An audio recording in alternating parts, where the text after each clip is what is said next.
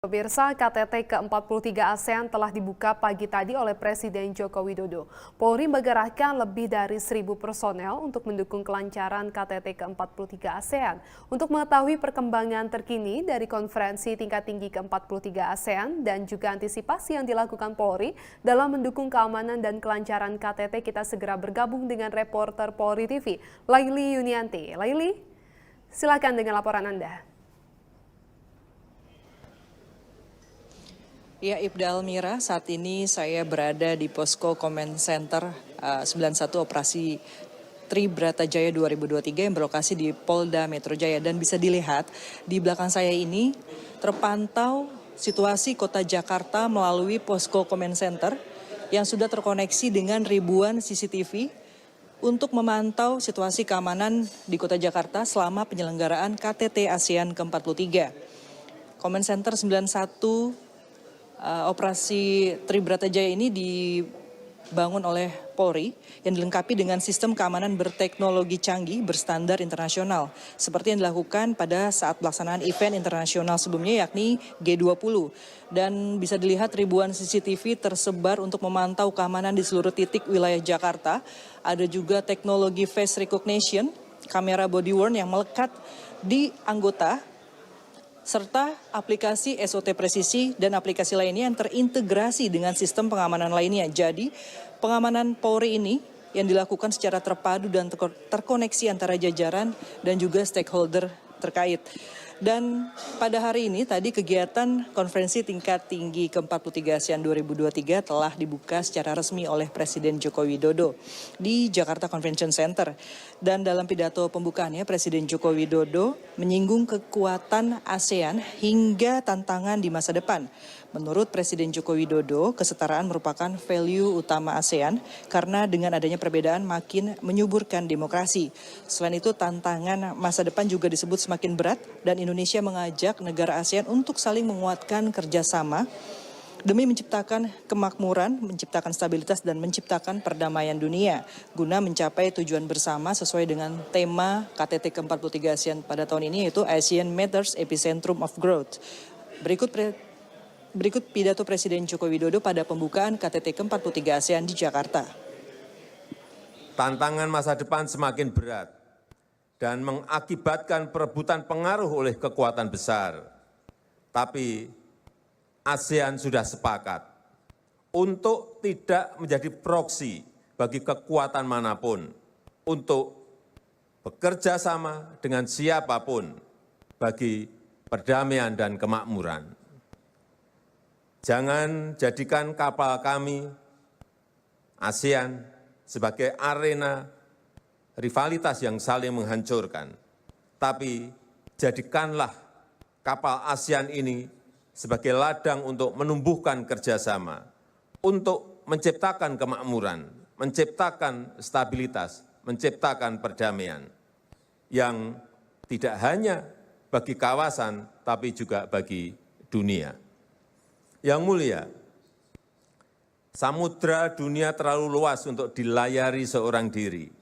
Dalam perjalanan kita akan ada kapal-kapal lainnya, kapal-kapal mitra ASEAN. Mari kita bersama mewujudkan kerjasama yang setara dan saling menguntungkan untuk berlayar bersama menuju epicentrum of growth.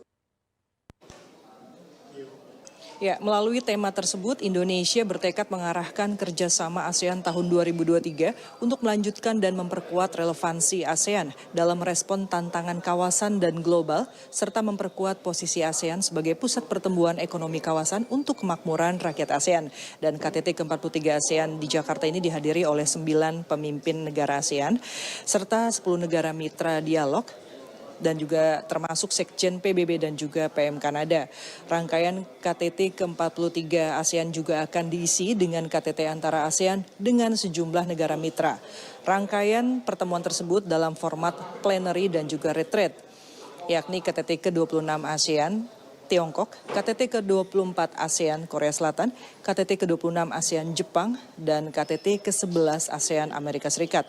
Pertemuan lainnya adalah KTT ASEAN Kanada, KTT ke-26 ASEAN Plus 3, KTT ke-20 ASEAN India, KTT ketiga ASEAN Australia, KTT ke-18 Asia Timur, dan KTT ke-13 ASEAN Perserikatan Bangsa-Bangsa. Selama pelaksanaan puncak rangkaian KTT ASEAN ke-43 di Jakarta, Polri sebagai penanggung jawab di bidang keamanan ini mengerahkan sebanyak 1.679 personel yang terbagi dalam 9 satgas pengamanan operasi Tribrata Jaya 2023. Adapun dalam teknis pengamanan ini, Polri berada di ring 3, di mana di ring 1 dan ring 2 adalah merupakan wilayah pengamanan dari Paspampres dan juga TNI.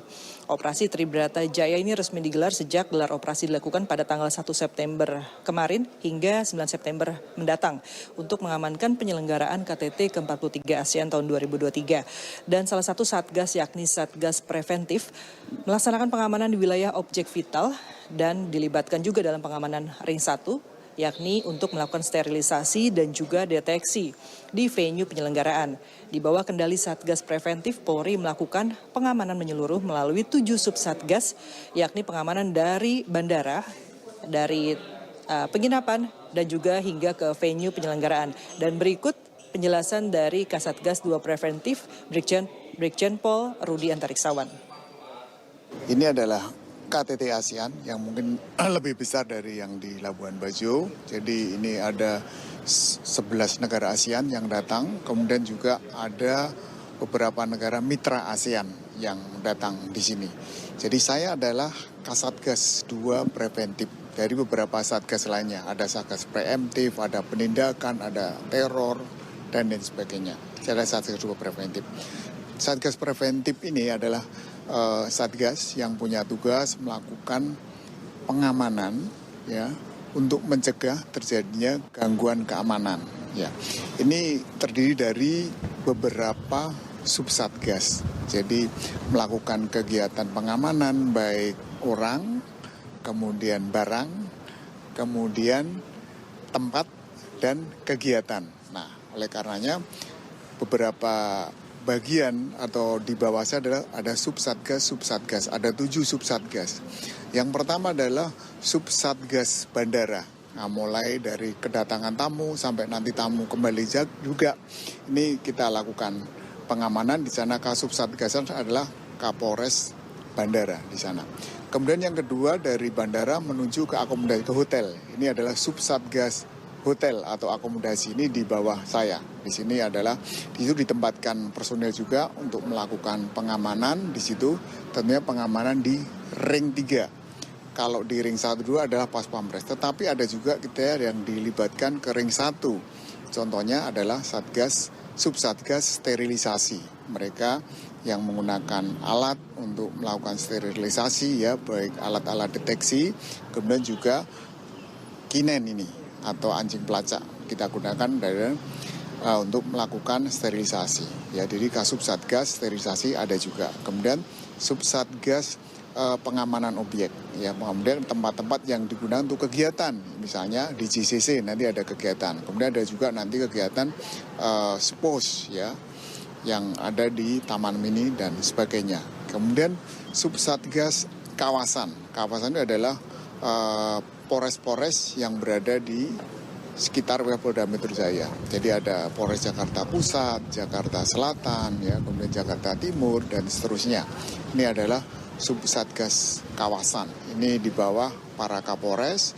Ini juga melakukan kegiatan-kegiatan antisipasi terhadap gangguan keamanan. Misalnya ada kegiatan unjuk rasa, ada kegiatan-kegiatan masyarakat lainnya yang ini bisa mengganggu kegiatan dari KTT, ini diantisipasi. Kemudian ada 2 wilayah penyangga dari berbatasan dengan wilayah Jakarta ini. Satu, Satgas Pengamanan Pamwil Polda Banten, dan satu lagi Pamwil Polda Jabar. Ini juga melakukan kegiatan-kegiatan antisipasi. Jadi kegiatan Satgas Preventif adalah kegiatan-kegiatan untuk melakukan kegiatan pencegahan terhadap gangguan keamanan tersebut. Baik itu melakukan pengaturan, kemudian menjaga, kemudian juga melakukan patroli, ya baik itu mungkin ada patroli jalan kaki, patroli berkendaraan, termasuk patroli gabungan ini, bukan hanya dengan polisi tetapi dengan TNI juga dan stakeholder lainnya. Jadi itu yang kita lakukan, kita bekerja sama melakukan kegiatan ini secara terpadu antar satgas, antar stakeholder yang ada. Ya, selama penyelenggaraan ASEAN Summit di Jakarta, Pemprov DKI Jakarta bersama dengan Polda Metro Jaya menerapkan sistem rekayasa lalu lintas dengan buka tutup yang bersifat situasional dan menyesuaikan dengan waktu para delegasi yang akan melintas dari tempat penginapan menuju dengan venue penyelenggaraan. Dan rekayasa lalu lintas ini berlaku di 29 ruas jalan selama penyelenggaraan KTT ASEAN, yakni pada tanggal 2 September hingga tanggal 7 September mendatang. Dan ruas jalan utama ini antara lain itu Jalan Jenderal Sudirman, lalu Jalan Gatot Subroto, dan juga Jalan Muhammad Tamrin, dan ada juga 26 ruas jalan lainnya yang terkena penerapan rekayasa lalu lintas selama penyelenggaraan KTT ke-43 ASEAN di Jakarta. Ya.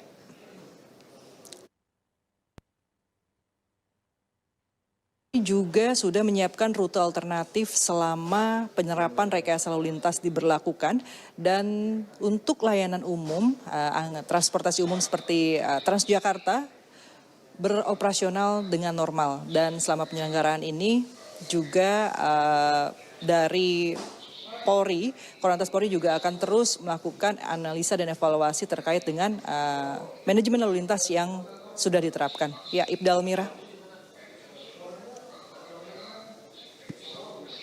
Langsung ya, selamat kembali bertugas.